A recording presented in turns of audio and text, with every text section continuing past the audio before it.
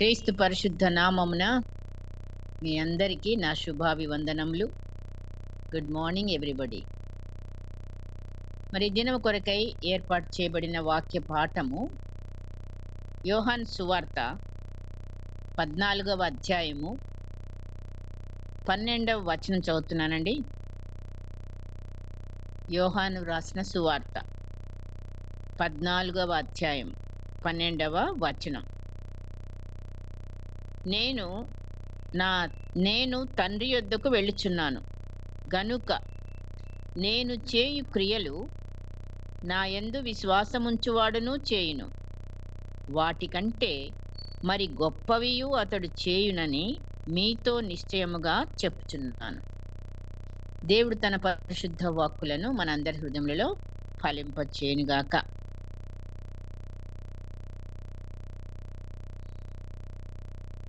వాక్యము మరి అంశము ఏమై ఉంటుంది అనుకుంటే, గొప్ప క్రియలు అనుకోవచ్చు. ఆ గొప్ప క్రియలు ఏంటో మనం ఇప్పుడు చెప్పుకుందాము. అదేంటి?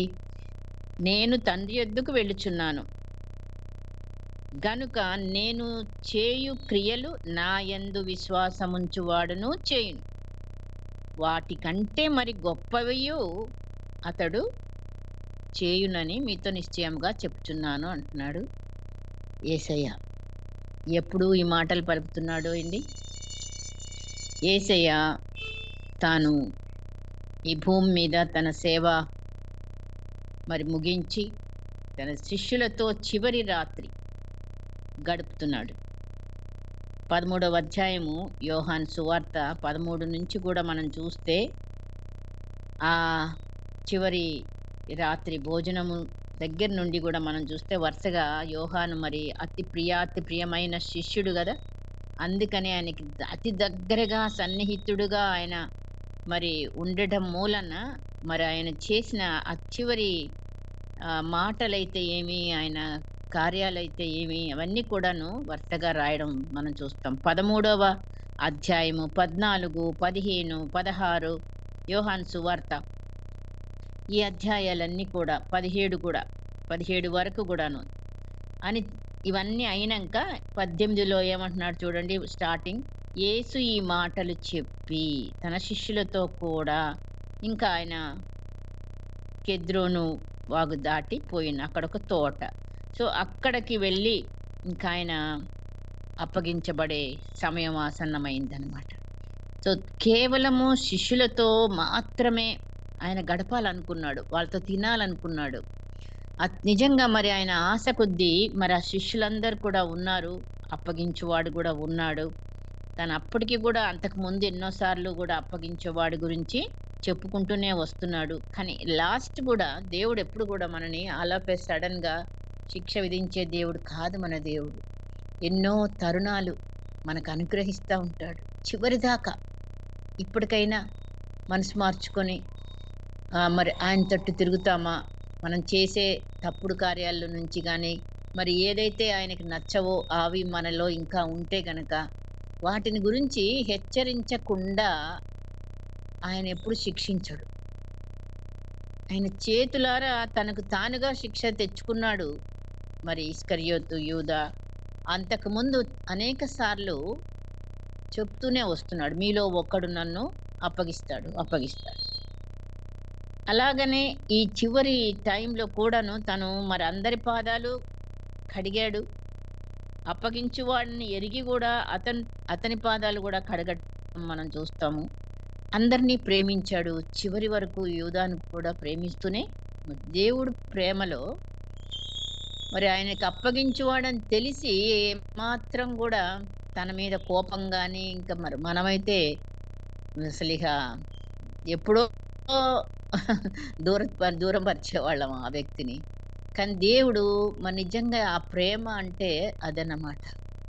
యేసయ్య ప్రేమని మనం ఆయనకి ఎంత సన్నిహితంగా మనం ఉంటామో అంతగా మనం కూడా ఆ వెలుగు మన మీద ప్రకాశింపబడుతుంది. అట్లాగే యోహాను మరి 12 మందిలో ఒకడు అప్పగించాడు.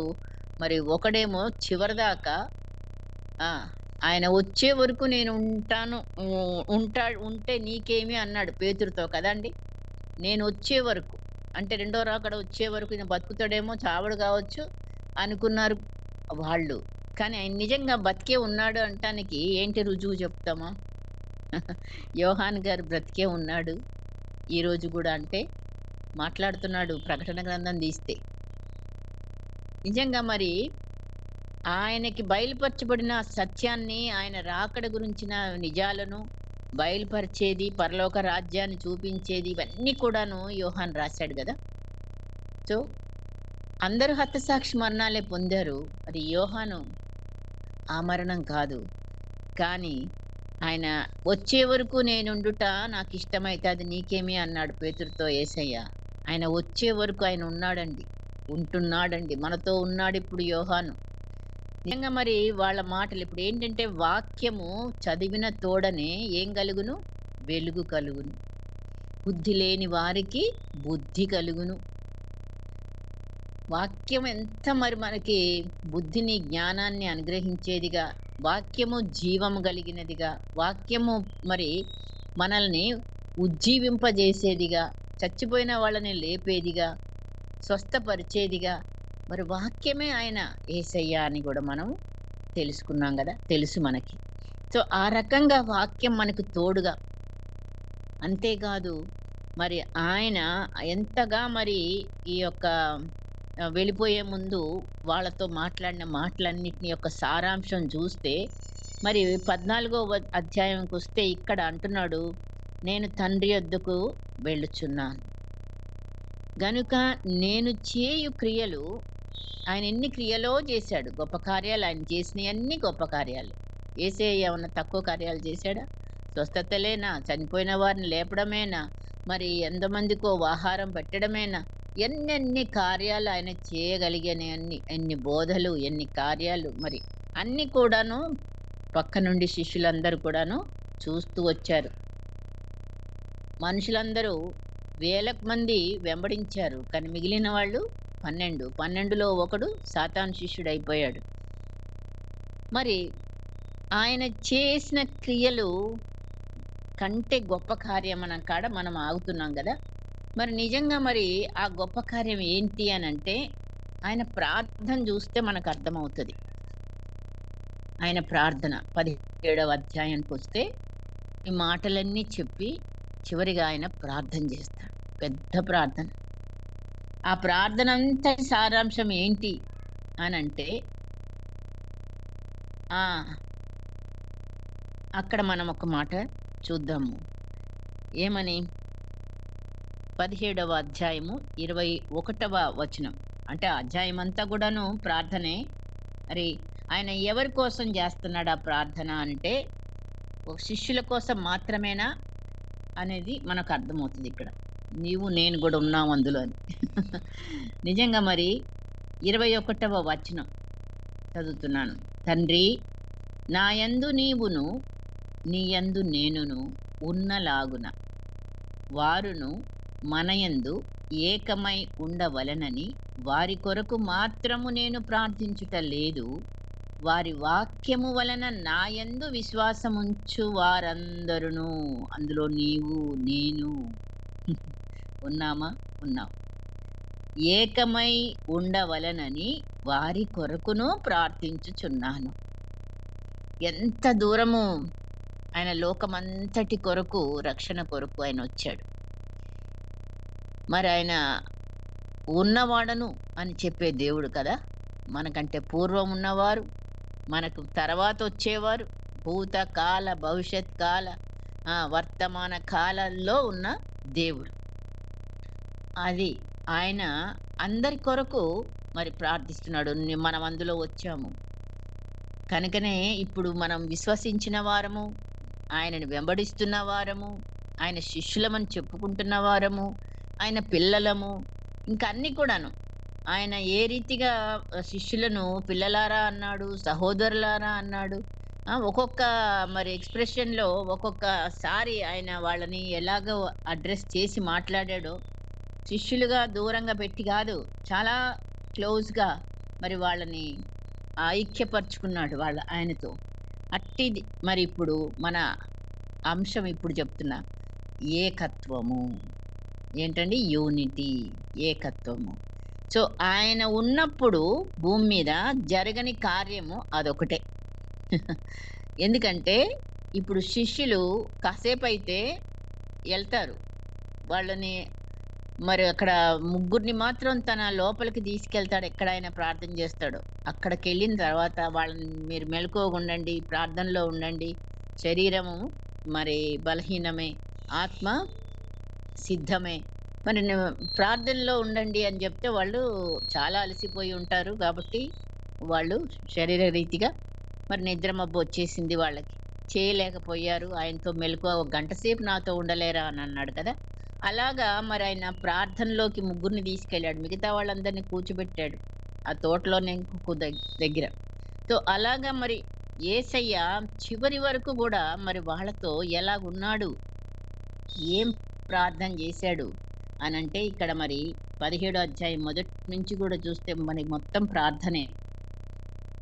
ఆ ప్రార్థనలో పరిశుద్ధుడవైన తండ్రి 11వ వచనం.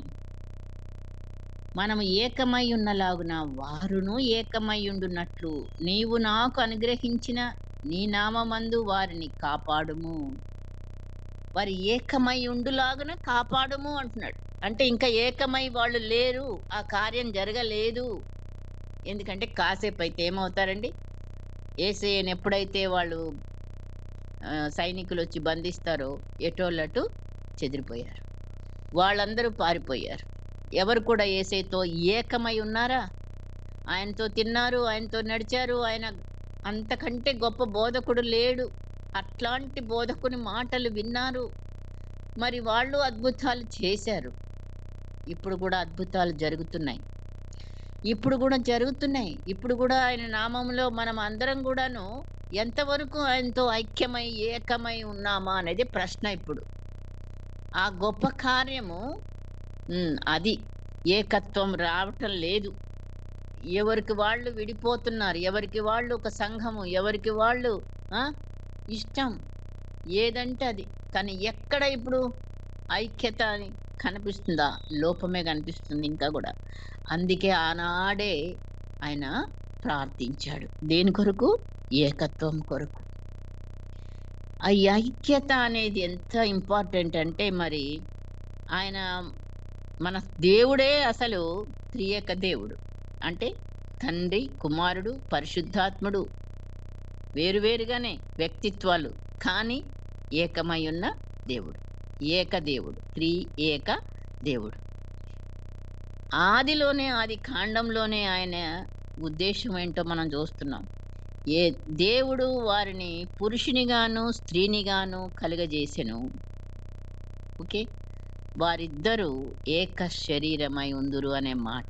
ఇప్పుడు మార్కు సువార్తలో యేసయ్య దాన్ని మళ్ళీ కోట్ చేసి మరి వాళ్ళకి చెప్తున్నాడు.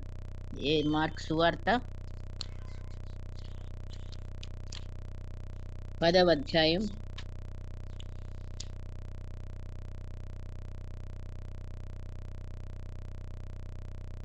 పరిసయ్యులు ప్రశ్నలేస్తా ఉంటారు గదా! భార్యను విడనాడుట న్యాయమా? మరి మోషే ఏమో ఆజ్ఞాపించాడు గదా! అట్లాంటి ప్రశ్నలేస్తా ఉంటారు. ఆయన చెప్తున్నాడు. 6వ వచనం నుంచి చూస్తే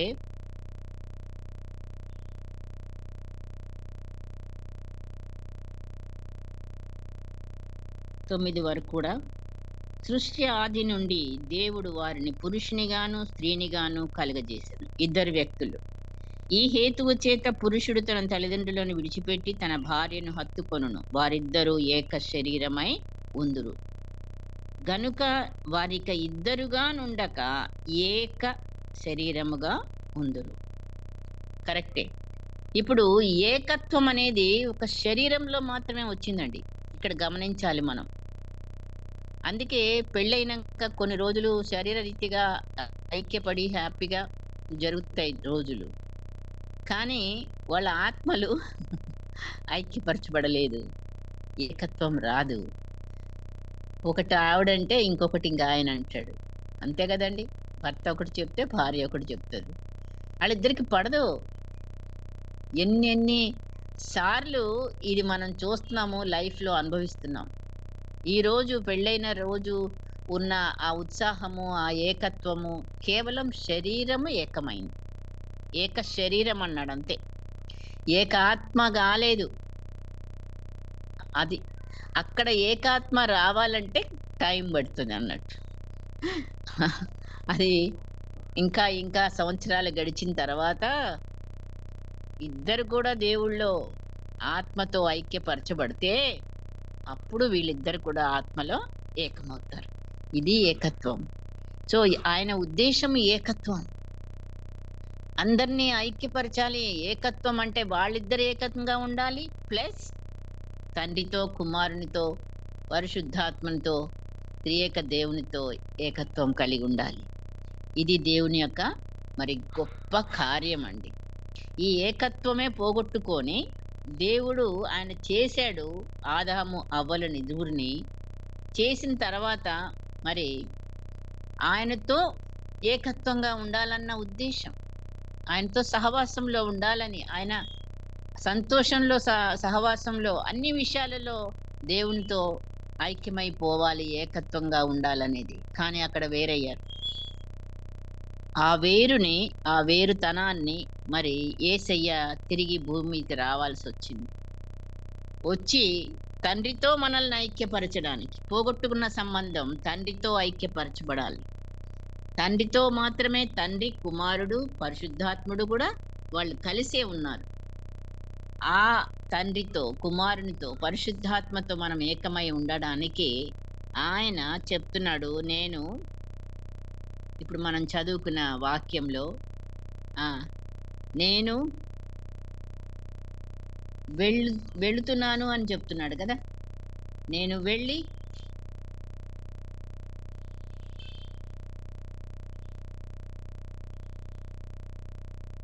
అతడు నేను తండ్రి యొద్దకు వెళ్ళుచున్నాను గనుక నేను చేయు క్రియలు నా యందు విశ్వాసముంచువాడును చేయును, వాటి కంటే మరి గొప్పవి అతడు చేయను. ఆ గొప్పవి చేయడానికి ఆయన ఏం చేస్తే మనం గొప్ప కార్యాలు చేస్తాము ఇక్కడ అంటే అది ఐక్యత కలిగి జీవించడం అనేది మెయిన్ గొప్ప కార్యం. ఇంకా మిగతావి అందరూ చేస్తారు చాలా విషయాలలో. ఆయన నామములో ఈ కార్యాలు జరుగుతుంటాయి. మీలో ఇద్దరు తాము వేడుకొను దేనిని గూర్చి అయినను భూమి మీద ఏకీభవించిన ఎడల అది పరలోకమందున్న నా తండ్రి వలన వారికి దొరుకునని మీతో చెప్తున్నాను అంటున్నాడు యేసయ్య. చూశారు కదా. అందుకనే ప్రార్థనలో ఎప్పుడు కూడా ఒకళ్ళు చేసేటప్పుడు ఇంకొకళ్ళు ఏకీభవించాలి. ఇద్దరు చాలు ఏకీభవిస్తే భూమి మీద మరి వాళ్ళు అడిగిన మనవులన్నీ కూడా ఆయన చేస్తాను అనే వాగ్దానం ఉంది. ఏకీభావం రావటం చాలా కష్టం. మరి ఒకళ్ళు చేస్తుంటే ఇంకొకళ్ళు తోస్తుంటారు ప్రార్థన. ఇంకెప్పుడు ముగిస్తుంది, ఇంతసేపు ఏంటి, అది ఏకీభవించడమా కాదు. మరి అట్లాగే ఇద్దరు కూడా ఏకీభవించి ప్రార్థనలో ఉండట్లేదని ఆయన ఇద్దరు అన్నాడు ఒక మాట. మరి ఇంకెక్కువ మంది ఉంటాము కొన్నిసార్లు. అందరు కూడా ఏకీభవించి, ఏకత్వం అనేది మనకి ఎంత అవసరమైన మాట. ఇది ఈ మాట ఎక్కడుంది? 18 అధ్యాయం మత్తయి సువార్త 18-19లో మీలో ఇద్దరు తాము వేడుకొని దేని గూర్చి అని. అలాగే ఇద్దరు ముగ్గురు నా నామమున ఎక్కడ కూడి ఉందురో అక్కడ నేను వారి మధ్యను ఉందును అని చెప్పాను. ఒక్కళ్ళు ఎంతవరకు ఇద్దరున్నా చాలు నేను వారి మధ్యలో ఉంటానంటున్నాడు. అదే మత్తయి సువార్త 18-20 వచనంలో పౌలు గారు ఏమంటున్నాడు? మీరు ఏక మనస్కులగునట్లుగా ఏక ప్రేమ కలిగి ఏక భావము గలవారుగా ఉండి ఒక్కదాని అందే మనస్సుంచుచు నా సంతోషమును పరిపూర్ణం చేయుడి. ఫిలిప్పి 2:2. అలాగే ఎఫెసీ పత్రికలో కూడా 4వ అధ్యాయము 1 నుంచి 16 వచనాలలో ఉన్న సారాంశం, మీరు సమాధానమును బంధము చేత ఆత్మ కలిగించు ఐక్యమును ఏం చేయాలి? కాపాడుకోవాలి అనే మాట. నిజంగా మరి ఎఫెసీలకు రాసిన పత్రిక 4వ అధ్యాయంలో మనము చూస్తే కొన్ని మాటలైనా మనం చదువుకుంటే, మీరు సమాధానమను బంధము చేత, మొదటి వచనం, కలిగించు ఐక్యమును కాపాడుకొనుట యందు శ్రద్ధ కలిగిన వారై ప్రేమతో ఒకనినొకడు సహించుచు. ప్రేమ లేకపోతే సహించడం ఇంపాసిబుల్. అందుకే ప్రేమ అన్నిటికంటే మించింది అని చెప్పి చెప్పి చెప్పి దేవుడు మనకి ఎన్నిసార్లు ఇప్పుడు ఈ శిష్యులకు కూడాను మరొకసారి మీకు నూతనమైన ఆజ్ఞ అన్నాడు. ఇదేంటో అనుకుంటాం. మీరు ఒకరినొకరు ప్రేమించండి అనే మాట చెప్తాడు అక్కడ. మీకు నూతనమైన ఆజ్ఞ ఇస్తున్నాడు. కొత్త ఆజ్ఞ ఇస్తున్నాడు. ఇప్పుడు ఈ ఈ రకంగా మరి ఆయన ప్రేమను గురించి, ఆయనే ప్రేమమయుడు, ప్రేమ స్వరూపి. ఆ ప్రేమ డెఫినేషన్ మనకు తెలుసు. అందులో ఉన్న ఈ క్వాలిటీస్ అన్నీ, ప్రేమ దీర్ఘకాలం సహించును, దయ చూపించును, మత్సరపడదు, డంబముగా ప్రవర్తించదు, ఉప్పొంగదు, అమర్యాదగా నడుచుకొనదు, స్వప్రయోజనం విచారించుకొనదు, త్వరగా కోపపడదు, అపకారమును మనసులోనే ఉంచుకుంటాం. అపకారమే మరి. కానీ అపకారం అంటే మామూలు కాదు అని మనం చెప్తాం, ఎక్స్ప్లెయిన్ చేస్తాం. నిజంగా మర్చిపోలేము. అదే మరి ప్రేమ అంటే. అన్నిటినీ కప్పును, దోషాలు కప్పును. ఆ ప్రేమ దోషములన్నిటినీ కప్పునంటే అక్కడ మనం వారు చేసిన కీడులన్నిటిని కూడా మనం ప్రేమతో కప్పాలి. నిజంగా ఇస్కరియోతు యూదను ఎట్లా ప్రేమించాడో యేసయ్య, చివరి వరకు కూడా చెలికాడా అని పిలిచి సంబోధించాడంటే ఎంత అండి మనకి నిజంగా ఎంత మార్పు రావాలో, ఇంకా మనలో మన ఆ స్వరూపం రావాలని ఆశ అయితే ఉన్నది. కానీ ఎంత మనం ఆ యేసయ్యకి దగ్గరైతే అంతగా మనకు ఆ స్వరూపము అందుబాటులోకి వస్తుంది మనలోకి. ఎఫెసీ పత్రికలో ఇక్కడ మనం చూస్తే శరీరం ఒక్కటే, ఆత్మయు ఒక్కడే, ఆ ప్రకారమే మీ పిలుపు విషయమైన ఒక్కటే నిరీక్షణ యందుండుటకు పిలువబడితిరి. ప్రభువు ఒక్కడే, విశ్వాసం ఒక్కటే, బాప్తిస్మం ఒక్కటే, అందరి తండ్రి అయిన దేవుడు ఒక్కడే, అందరికీ పైనుండి వాడై అందరిలో వ్యాపించి అందరిలో ఉన్నాడంట. అందరిలో ఉన్నాడు ఆయన. అందరిలో ఉండాలి అంటే ఎలా ఉండగలుగుతాడు? ఓన్లీ పరిశుద్ధాత్మని ద్వారా మాత్రమే. అందుకే యేసయ్య మరి తాను వెళ్ళేదను, నేను వెళ్ళుట మీకు మేలు అన్నాడు. మీకు ఆయన వెళ్తున్నారంటే వీళ్ళు ఏడుస్తున్నారు.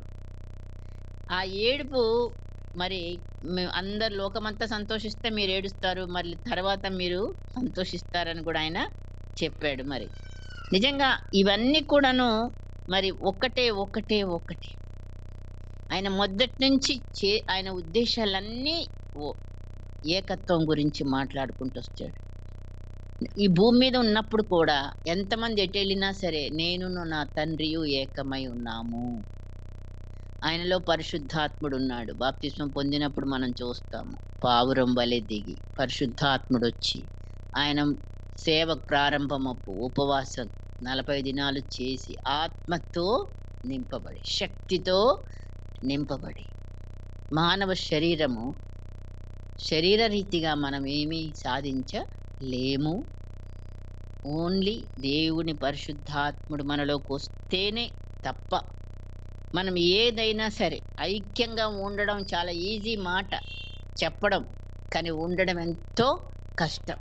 ఎందుకంటే మనలో స్వార్థం ఉన్నది, మనలో పరిశుద్ధాత్ముడు ఉన్నాడు అనుకుంటాము, కానీ ఆయన పక్కకు పెడతా ఉంటాం. అప్పుడే మనలో ఇంకా కక్షలున్నాయి, పగలున్నాయి, ద్వేషాలున్నాయి, అసూయలున్నాయి. ఎక్కడ లేవు అల్లరి, అశాంతి? ఏ గృహంలో కలిసి ఉంటున్నారు? అత్తకి కోడలికి పడదు, ఇంట్లో బిడ్డలకి తల్లిదండ్రులకి. ఇప్పుడైతే మరి, ఎందుకంటే రాకడ సమీపించిన దినాల్లో ఉన్నాము గనుకనే మళ్ళీ దేవుడు మనకి మొదటి పాఠాలు చెప్పాల్సి వస్తుంది. మరి నిజంగా మరి ఆ గొప్ప క్రియను మనం గనక చూడాలి అంటే మరి పౌలు చెప్పిన రీతిగా, మరి ఆ రీతిగా మనం ఏకభావము ఉండాలంటే ఒకరినొకరు ఏం చేయాలండి? సహించాలి. మీరు ఒకరినొకరు సహించితేనే, ఒకరినొకరు ప్రేమించితేనే. ఈ ప్రేమ గురించే యోహానుడు మరి మొదటి యోహాను పత్రికలో చూడండి, రెండవ పత్రికలో చూడండి, ఎక్కడ చూసినా సరే ప్రేమనే ఎక్కువ మరి ఆయన చెప్పడం మనం చూస్తుంటాం. నిజంగా మరి ఆయన యో ఏది యేసయ్యను ఎంత ప్రేమించాడో ఆహ్, మనము ప్రేమ కలిగి సత్యము జెప్పుచు క్రీస్తు వలె ఉండుటకు మనం అన్ని విషయములలో ఎదుగుదము అంటున్నాడు పౌలు గారు. అన్నిటికి ప్రేమ స్టార్టింగ్. మనలో అందరికీ మనం సంపూర్ణులమగా అవ్వాలి అనంటే మరి మనము 11వ వచనం చూస్తే 11 అంటే ఎఫెసీ 4:11, 16 వరకు చదవమన్నాం గదా! అక్కడక్కడ చూపిస్తుంది. మనమందరము విశ్వాస విషయంలోను, దేవుని కుమారుని గూర్చిన జ్ఞాన విషయంలోను ఏకత్వము పొంది సంపూర్ణ పురుషుల మగు వరకు అనగా క్రీస్తునకు కలిగిన సంపూర్ణతకు సమానమైన సంపూర్ణత అగు వరకు ఆయన ఈలాగు నియమించాడు. ఎన్నో వరాలు పరిశుద్ధాత్మని దేవుడు మనకిస్తున్నాడు, ఇచ్చాడు. సంఘంలో ఎందరికో మరి ఈ వరాలున్నాయి, మనకు తెలుసు. ఆ వరాలన్నిటినీ పొందుకొని ఎవరికి వాళ్ళుగా న నాదే ఇది నా గ్రేట్‌నెస్ అని చెప్పుకోవడం అక్కడే పడిపోతున్నాడు మానవుడు. కాదు. సంఘ అభివృద్ధి కొరకు మన వరాలు వాడబడాలి. మనమెవరు అందరం కూడాను క్రీస్తు శిరస్సు, మనము శరీరము. ఈ శరీరంలోనున్న అవయవాలము. ఒకదానికొకటి చాలా భేదంగానే ఉన్నప్పటికీ అన్నీ కూడా అవసరమే శరీరానికి. కాబట్టి దేవుడు అందరినీ కూడా ఐక్యం పరచమనే చెప్తున్నాడు. మనం వాళ్ళు వేరే, వీళ్ళు వేరే, ఆ సంఘం వేరే, వాళ్ళ ఇది వేరే, అది వేరే కాదు. అన్ని సంఘాలు కలిపి ఏక కన్యగా ఆయన వరుని కొరకు సిద్ధపడాలి. అందరినీ కావాలని కోరుకుంటున్నాడు. ఎవరిని కూడా తృణీకరించడానికి వీలు లేదు. కనుక ఎప్పుడు అట్లాగా అనుకుంటాము, ఒక సేవకుడికి ఇంకొక సేవకుడు పడకపోవచ్చు ఇప్పుడు. ఆ! నేను చెప్పే బోధే కరెక్ట్. మరి అతను దేవుని బిడ్డే, ఈయన దేవుని బిడ్డే. మరి మనమందరము ఒకటే దేవుడిలో అనే మాట రావట్లేదు. ఎవరికి వాళ్ళు, ఎవరికి వాళ్ళు. మరి అందుకనే యేసయ్య శిష్యులకు ఈ పని అప్పగించాడు. ఆయనను నమ్మిన విశ్వాసులకు ఈ పని అప్పగించాడు. ఏంటా గొప్ప కార్యము అని అనుకుంటే ఏదో వేల మందిని మనం ఒక మారు మనసు పొందేలా చేయడమా? ఆయనకి సంఖ్య కాదు ప్రాముఖ్యత, క్వాంటిటీ కాదు. 12 మందే శిష్యులు, కానీ బూదిగంతాలను తల్లకిందులు చేసేవారుగా మరి సిద్ధపరిచాడు దేవుడు. నిజంగా మరి చూస్తే లక్షల మంది, 6 లక్షలు ఓన్లీ పురుషులే కావచ్చు, అక్కడి నుంచి బయలుదేరారు, ఎర్ర సముద్రం దాటారు. మొత్తం అందరూ రక్షించబడ్డారన్నమాట. కానీ మరి కనానుకు వెళ్ళిన వారు ఎంతమంది? యెహోషువ, కాలేబులు మాత్రమే. మనం ఇప్పుడు చివరి గడియల్లో ఉన్నాము అంటే మరి నిజంగా మనము ఎంతవరకు ఈ ఐక్యతను, దేవుడిని మనం విశ్వసించిన వారు ఇలాంటి కార్యం చేస్తారు. ఇంకా గొప్పవంటే ఈ గొప్ప కార్యము ఐక్యత చేయడమే, ఏకత్వం. మనలో ఉన్న సంఘంలోనే ఇంకా ఏకత్వం రాట్లే, కొంచెం మందిలోనే. ఇక ప్రపంచంలో ఉన్న సంఘాలన్నిటితో కూడా మనం ఐక్యత, అందరు క్రైస్తవులను చెప్పుకునే వారందరినీ కూడా మనం ఐక్యతతో భావిస్తున్నామా? ఏకత్వంలో మనం కలిసి ఉన్నామా? క్రైస్తవుల్లో ఇన్ని రకాలు అని అడుగుతున్నారు హిందూస్ కదా. మరి అందుకనే మరి మనం కొలిచేది మనం ఒక్క దేవుణ్ణే. మనం కూడా కలిసి ఒక్కటిగానే, మన విశ్వాసం ఒక్కటే. ఇది ఎలా ఉండాలి అనంటే, మన ఫలం ఫలించాలి అనంటే ఆత్మ ఫలం మనలో ఫలించబడాలి. గలతీ 5:22-23 మనకి కంటత. మనం ఎలా ఫలిస్తాము అంటే చూపుచ్చాడు ఆయన. 15వ అధ్యాయం ఇక్కడే, యోహాను సువార్త ఇక్కడే ఇవన్నీ చెప్పుకుంటూ వచ్చాడు. లాస్ట్ మూమెంట్లో మరి వాళ్ళకి 15వ అధ్యాయంలో ఏం రాయబడింది? నేను నిజమైన ద్రాక్షవల్లిని. ఆ మాటలు ఆయన యందు మనము నిలిచి ఉంటేనే, తీగ ద్రాక్షవల్లిలో నిలిచి ఉంటేనే అది ఒంటిగా ఫలింపదు.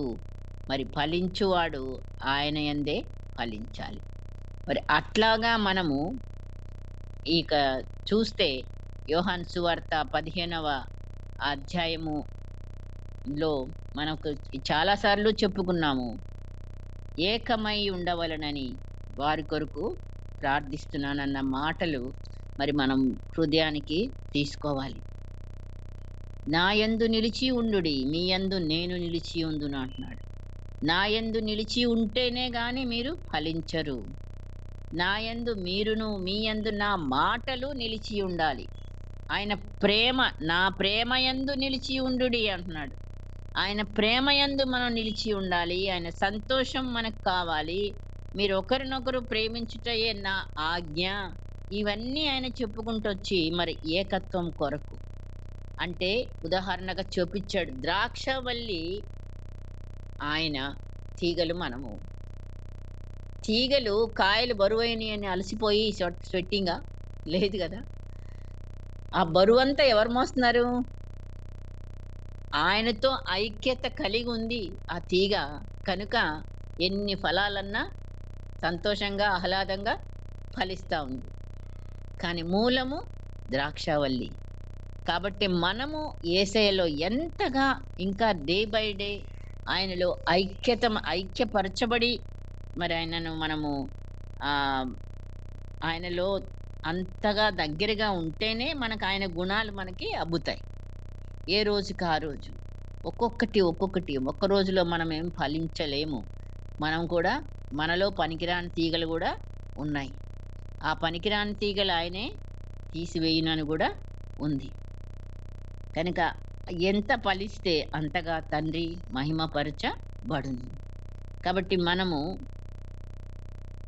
మరి ఒక్కరినొకడము ప్రేమించుట అనేది ఇది మళ్ళీ చెప్పిన మాటే చెప్తుందిరా అని అనకుండా మరి ఆయన ఎన్నిసార్లు ఎందుకు రాయబడిందండి? ఒకసారి రాస్తే సరిపోలే. ఎన్ని ఉదాహరణలు ఇస్తూ రాసుకుంటూ వచ్చాడండి బైబిల్లో. మరి మాటలు పరిశుద్ధాత్మ దేవుడు నిజంగా మరి ఒక్కొక్క దాని గురించి ఆలోచించుకుంటా పోయి మరి మనము నిజమైన ఆయన ప్రేమను మనం నీవు నేను కలిగి ఉండి మరి ఫలించే బిడ్డలంగా ఉండాలి అనంటే మరి తీగలు ద్రాక్షవల్లిలో ఉన్నప్పుడే, ఆయన మాటలు మన నోట ఉన్నప్పుడే. మరి ఆశ నిగ్రహం అనేది ఏంటి? ఆత్మ ఫలమే. ఆ నిగ్రహం లేదు, వెంటనే కోపం రావడం, వెంటనే మనకి ఇష్టానుసారంగా మన ఇష్టమైనది చేయటం. నిగ్రహం అనేది ఎక్కడుంది? మరి పరిశుద్ధాత్ముడు నీలో ఉన్నప్పుడు, నాలో ఉన్నప్పుడు నిగ్రహించుకునే శక్తిని ఆయన ఇస్తాడు. వెంటనే జవాబులు చెప్పకుండా నోరు మూసుకునే శక్తిని మనకైన ఇస్తాడు. నాదే రైట్ కావచ్చు, కానీ మనము వెంటనే ఎన్నిసార్లు యేసయ్య మరి జవాబు చెప్పకుండా నిల్చున్నాడు పిలాతు ముందు. ఎన్ని ప్రశ్నలు వేసినా సరే ఏ ఒక్కదానికో చిన్నగా జవాబు చెప్పాడు. అంతే తప్ప ప్రతిదానికి జవాబులు ఇవ్వలేదు. ఆయన నిశ్శబ్దము ఎంత కంట్రోల్గా మరి ఆయన ఉన్నాడో ఆ సమయంలో కూడా మనం ఎంత టెన్షన్గా ఉంటామో అసలు అక్కడికి వెళ్ళక ముందే ఇక్కడ టెన్షన్ పడిపోతుంటాం కదా. సో అనేక విధాలైన గుణాలు మనలో అబ్బాలంటే మరి ఒక్కొక్కటి ఈ యొక్క ఆత్మ ఫలాన్ని మనము మరి బైహార్ట్ చేసుకొని ఆ గుణాన్ని మనము ఏదైతే కొరతగా ఉన్నదో నీకు నాకు తెలుసు, అది మనము రావడానికి ఇంకా వాక్యంలో, ఇంకా ప్రార్థనలో, ఇంకా ప్రభుతో సన్నిహితంతో ఆయనతో ఐక్యమై ఉంటే చాలు. ఆయన పరిశుద్ధాత్మను మన ద్వారా ఆత్మ ఫలాన్ని ఫలింపచేసే దేవుడు. నిజంగా మరి ఈ యొక్క వరాన్ని దేవుడు ఇచ్చినాక దాన్ని మనం పొందుకోలేక ఇంతకాలం అయినా సరే ఇంకా కూడా మనము ఈ ఐక్యత లోపించిన వారంగానే కనబడుతున్నామా? అది లోకానికి ఒకరినొకరు ప్రేమించుకోండి, అప్పుడు మీరు నా శిష్యులని ఇతరులు చూస్తారు, ఇతరులు చెప్తారు, వీళ్ళు యేసే శిష్యులు అని అన్నాడు. ఆ గుర్తు చెప్తున్నాడు. కాబట్టి మనలో ఈ ప్రేమ అనేది ఎంతవరకు ఎదిగింది, ఎంతవరకు అది కంటిన్యూ అవుతుంది మనం ప్రశ్నించుకొని మరి ఏకత్వము మనలో రావడానికి అందే ఆయన్ని విశ్వసిస్తున్నాము. ఆయన విశ్వసించిన వారు ఆయన చేసిన కార్యాలు చేస్తారు, ప్లస్ మరి ఎక్కువ కార్యాలు కూడా చేస్తారంటే ఇగో ఈ ఏకత్వం కొరకు ఆయన ప్రార్థన చేశాడంటే ఏంటి అర్థం అంటే ఇంకా వీళ్ళలో ఏకత్వం లేదు, వాళ్ళు మనతో కలవలేదు. కానీ ఏకత్వం పొందారా శిష్యులంటే? ఖచ్చితంగా పొందారు. ఎప్పుడు? పరిశుద్ధాత్ముడు వాళ్ళలోకి వచ్చిన తర్వాత. ఎప్పుడైతే మేడగదిలో వాళ్ళలో పరిశుద్ధాత్మ దేవుడు వచ్చాడో, అప్పటినుంచి వాళ్ళు యేసయ్య పక్కన లేకున్నా గూడా, మరి వాళ్ళు ఎంతో ధైర్యంగా, ఎంతో జ్ఞానంగా, ఎంతో మరి ఆయన కొరకు ఎన్ని చెప్పినా సరే చంపండి, ఏమన్నా చేయండి అని లాస్ట్‌కి చనిపోతూ గూడా సంతోషంగా ప్రాణాలర్పించి, మరి వాళ్ళందరూ గూడా హతసాక్షి మరణాలయ్యారంటే, ఎంతగా వాళ్ళు ఏకత్వం పొందారు. 100% మరి వాళ్ళలా పొందగలిగారు. మరి మనం కూడా ఇప్పుడు మనకున్న పరిస్థితుల్లో కుటుంబంలో ఏకత్వం లేదు. సంఘంలో ఏకత్వం లేదు. మనమందరము ప్రార్థిస్తున్నాము. మనమందరము కూడా కానీ ఒకరినొకరు సహిస్తున్నామా? ఎంతవరకు క్షమిస్తున్నాము? ఎంతవరకు? ఇవన్నీ కూడా ప్రశ్నలే. మరి ప్రభు చూస్తున్నాడు. ఆ ఏకత్వం కొరకు ఆ రోజే నీ కొరకు, నా కొరకు కూడా ప్రార్థన చేశాడు యేసయ్య. ఆ ప్రార్థనకి ప్రతిఫలము మనం చేస్తే జవాబులు రాకపోవచ్చండి. యేసయ్య ప్రార్థనకి జవాబు రాదా? 100% వస్తది. నిన్ను నన్ను మార్చాడు. ఇంకా కూడా మార్చి ఆయన స్వరూపంలోకి తీసుకుంటున్నాడు. కనుకనే ఆ ప్రార్థనకి జవాబుగా నీవు నేను ఇప్పుడు ఆయన తట్టు తిరిగి, ఆయనను మన హృదయంలో చేర్చుకొని, ఇంకా గూడా సన్నిహితంగా వాక్యంలో ఎదిగే బిడ్డలంగా ఉండడానికి పరిశుద్ధాత్మ దేవుడు అందుబాటులో ఉన్నాడు. నీలో నాలో నివసిస్తున్నాడు. ఎప్పటికీ మనతో ఉంటాడు. కనుకనే నీవు నేను ఈరోజు నిలబడుతున్నాము. మన పనులు మనం చేస్తున్నాము. మనం దేవుళ్ళో వెలుగులో నివసిస్తున్నాము. ఇంకా ఏ లోపాలున్నా కూడా ఆయన సరిచేసుకుంటాడు. ఖచ్చితంగా ప్రతిరోజు మనం ఆయన చేతికి మనం అప్పగించుకున్నప్పుడు అట్టి కృప పరిశుద్ధాత్మ దేవుడు మనకందరికీ అనుగ్రహించునుగాక. ప్రార్థన చేసుకుందాం. పరిశుద్ధుడవైన మా తండ్రి, గొప్ప దేవా, నీకు లెక్కలేని వందనాలు స్తోత్రాలయ్యా. నువ్వు మాట్లాడే దేవుడవు నాయన. మా హృదయాలను పరిశీలించే దేవుడవు తండ్రి. అయ్యా, నువ్వు శిక్షించే దేవుడవు కాదు గాని ఎన్నో తరుణాలు మాకు అనుగ్రహించే దేవుడవయ్యా. ఈరోజు కూడా ఆయుష్కాలాన్ని పొడిగించి నీ వాక్యాన్ని నాకు వినిపించి తండ్రి నన్ను సరిచేస్తున్న దేవుడవు. నీతో ఇంకా ఎంత సన్నిహితంగా నాయన నీలో అంటకట్టబడిన బిడ్డలముగా, ఆత్మఫలాన్ని ఫలించే బిడ్డలముగా, ఏకత్వం కలిగి జీవించే బిడ్డలముగా ఉండాలన్న నీ ఆశ, నీ ప్రార్థన ఈ రోజున నా కొరకనే నేను గ్రహించి ప్రభువా, అట్టి ఏకత్వం నీతోనూ పరిశుద్ధాత్మునితోనూ నాయనా తండ్రి అయిన దేవునితోనూ కలిగి ఉండుటకు నీవు ఈ రోజున ప్రభువా నా చేతులను నీ చేతికి అప్పగించుకొంచుండగా మా అందరినీ నీ కృపలో జ్ఞాపకం చేసుకొనుమని, మాకు నీ శక్తితో నింపుమని తండ్రి, నీ మాటలతో మమ్మల్ని నింపుమని, నీ విశ్వాసంలో మమ్మల్ని నింపుమని, నీ ప్రేమలో మమ్మల్ని నింపుమని తండ్రి బ్రతిమాలుకుంటూ మమ్మల్ని మేము నీకు సమర్పించుకుంటూ యేసు పరిశుద్ధ నామమున బ్రతిమాలి వేడుకొంచున్నాము తండ్రి. ఆమేన్.